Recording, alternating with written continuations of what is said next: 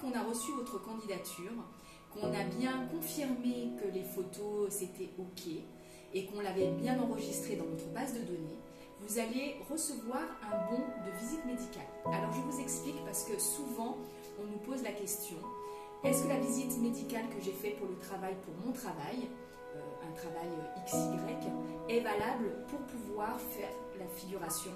Non. C'est un bon pour une visite médicale vraiment sur le poste d'acteur de complément, de figurant. Donc il faudra que vous fassiez une nouvelle visite médicale pour ce poste-là. On vous transmet donc le bon au plus vite parce qu'on fait une demande. Dès qu'on le reçoit, on vous le transmet. Et il faut prendre un rendez-vous auprès de Intermétra. Si jamais le jour où on vous sélectionne, vous n'avez pas encore fait votre visite médicale, ce n'est pas grave. Par contre, il faut obligatoirement que vous l'ayez faite après dans les 2 mois. Voilà, donc ça ne va pas vous bloquer pour que vous puissiez venir faire votre journée de figuration. Si jamais vous ne l'avez pas faite, il est quand même mieux de l'avoir fait. Mais par contre, on compte sur vous, on vous fait confiance pour que vous puissiez la faire dans les 2 mois qui suivent. Donc déjà là, c'est le gros point sur la visite médicale sur lequel en fait on a beaucoup de questions. Ensuite, quand vous présélectionne, il va y avoir toute une phase de présélection, c'est-à-dire qu'on va se dire ah, vous correspondez à telle figuration pour tel et tel jour. Déjà, on va attendre d'avoir la confirmation de exactement quel jour sera tournée la scène pour laquelle on a besoin de cette figuration-là. Donc c'est pour ça qu'on va parler de présélection.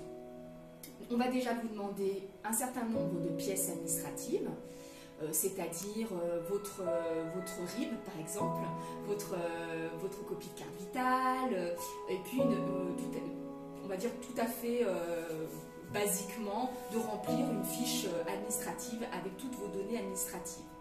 Voilà, donc on va demander quand même ce retour, ça va faire partie de la présélection. C'est-à-dire qu'une fois qu'on vous sélectionne sur la figuration, il faut qu'on ait tous ces éléments-là.